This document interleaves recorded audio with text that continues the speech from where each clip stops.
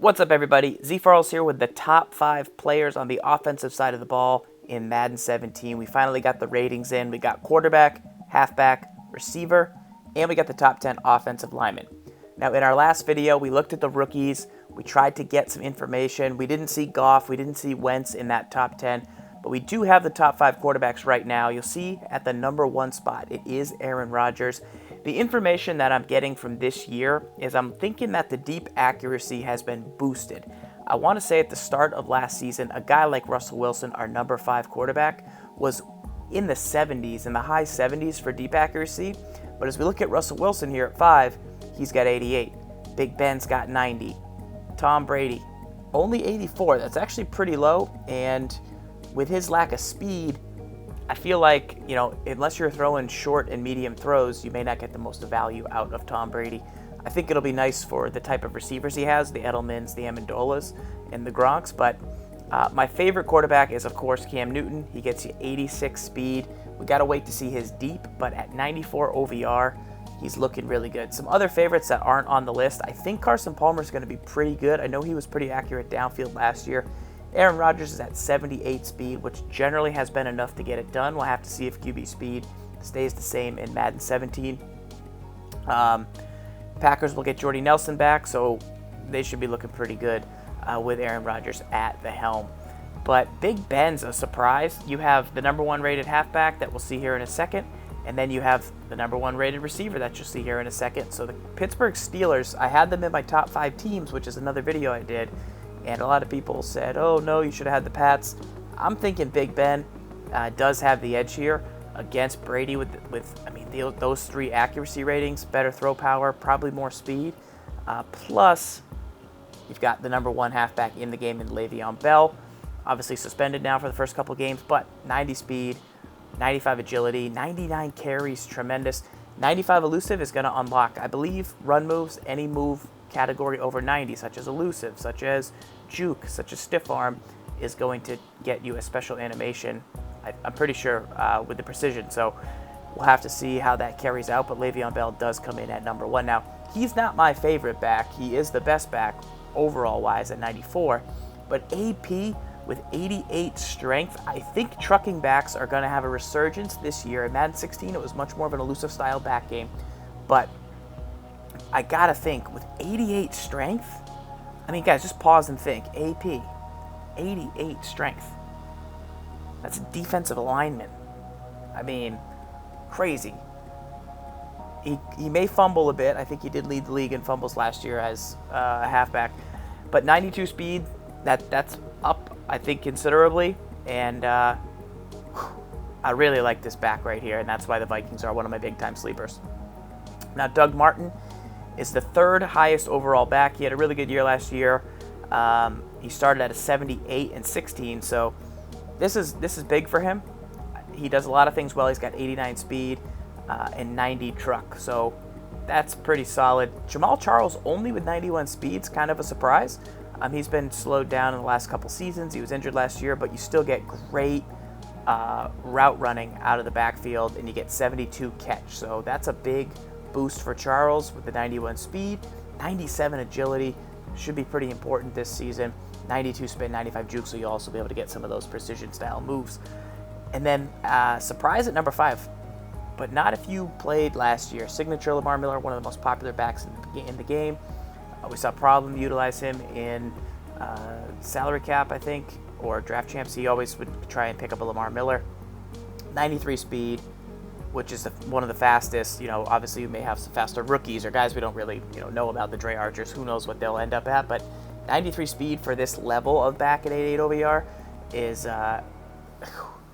it says right here, one of the fastest backs in Madden 17. So he'll be up there at 93 speed, 95 agility. He's at that 90 elusive mark with the 92 juke. So Lamar Miller on the Texans, super sleepy, because they also have the number 5 receiver in Hopkins, who has 92 speed, 98 spec, 98, 96 spec and catching traffic to start the year. Just say thanks, Rex, for putting in the SWAT, because we're going to need this to defend guys like DeAndre Hopkins. Those 2 ratings right there at the base, darn, he's going to be hard to stop, and that's our 5th best guy. You got Odell Beckham, At the 4, he comes in at 93 OVR. He's got 97 agility with 93 speed, 99 spec. Doesn't have the catch in traffic, but does have pretty good route running, one better than Hopkins. AJ Green, 6'4", 97 spec, 95 catch in traffic. Very good receiver. The Bengals, I think, with Giovanni Bernard, a pretty good defense. Not getting a lot of love. I personally didn't give them a lot of love, but I put them in that 8 to 12 range. And AJ Green's a big part of them being up there for sure. Number 2, Julio Jones. He has 93 speed, and so does number 1, AB. So you've got 3 receivers in the top 5 with 93 speed, and we saw that that's one of the fastest halfbacks. So it does look like there'll be some receiver speed in the game this year. We'll have to see when the DB ratings come out if they can match up with these guys in just the overall athleticism game. But Julio's got 95 catch in traffic, 98 regular catch, 94 route running. I mean, 97 spec on the Julio. He can do it all, and he actually makes me think the Falcons with Devontae Freeman, who we didn't see in the top 5, but he's got to be chilling somewhere close. Could really be pretty nice offense because Matt Ryan should be solid across the board too. He should be somewhere in the 8 to 12 range would be my guess. But AB comes in with 93 speed and 98 agility and 97 elusive and 98 route running. He's got 69 throw power, kind of hidden here. Sticky bun. He had a great season last year. He earned this, and the Steelers. I really think they do earn a place in that top 5, specifically because of their offense. And lastly, we get the offensive lineman, which isn't exciting for a ton of people. But what it does tell us about the game is, you got Joe Thomas out there at 97 OVR. That's one of the highest we've seen. My guess is Gronk may be higher. J.J. Watt may be higher. I don't know. But, Joe Thomas at 97, that's much, much respect. He's at 98 pass block, 93 run block, 93 impact block, and 93 strength. So remember, Joe Thomas, 93 strength. Adrian Peterson, 88. He's going to be a beast. Tyron Smith comes in. He's got 98, 97. This is a lineman you're going to track the whole season in Ultimate Team because he's so balanced and starting out high that you want to keep guys that are balanced. You'll see a guy down here. Yonda's a guy you want to track. Whitworth's a guy you want to track. I like the balance between pass block and run block. A guy like Trent Williams in Ultimate Team, he's always going to basically end up being a pass block guy. If the trend continues. I don't know how they'll manage it this year, but if the trend continues, Frederick's going to be a run block guy more than a pass block guy. But the note I made about this is, if you're a Cowboy fan, you've got one of the top 10, I think the second highest overall rookie in Ezekiel Elliott. You've got 3 linemen in the top 10 with Tyron Smith, Zach Martin, and Travis Frederick. Just great run block. You should be pancaking guys, running for 100 yards, throwing to Dez. You got Romo. The Cowboys, as much as I hate to admit it, I've said it, they could be really sleepy. The Packers with Aaron Rodgers, now you have 2 linemen that you see on this list. This is really nice for them, even though Sitton's more of a pass block versus a run block guy. They'll be looking really good on the offensive side of the ball now.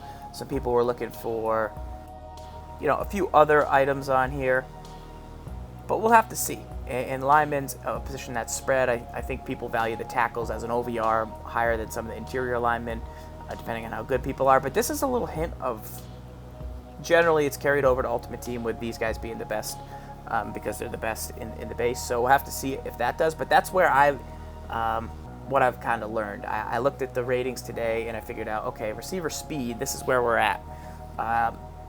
Quarterbacks, this is where deep accuracy is. Linemen, this is where strength is. This is where a run block, pass block is. Rookies, this is where they're kind of pinning and getting the baseline, getting a feel for the overall game. How's it going to play? What can we learn now? Where will things settle? We don't know. We're going to have to wait and see on the defensive side of the ball. But let me know who you think the best 3 defensive players will be on the other side of the ball. I'd have to guess it's going to be J.J. Watt, but the other 2, I don't really know who it's going to be. Is it going to be a linebacker, Luke Kuechly? Is it going to be a DB, Pat Peterson or Richard Sherman, who is going to be the best 3 guys on the defensive side of the ball? Let me know in the comments. That's going to shape the rest of the teams. We've seen the big offensive teams, the Steelers, the Panthers look like they'll be pretty good, the Packers.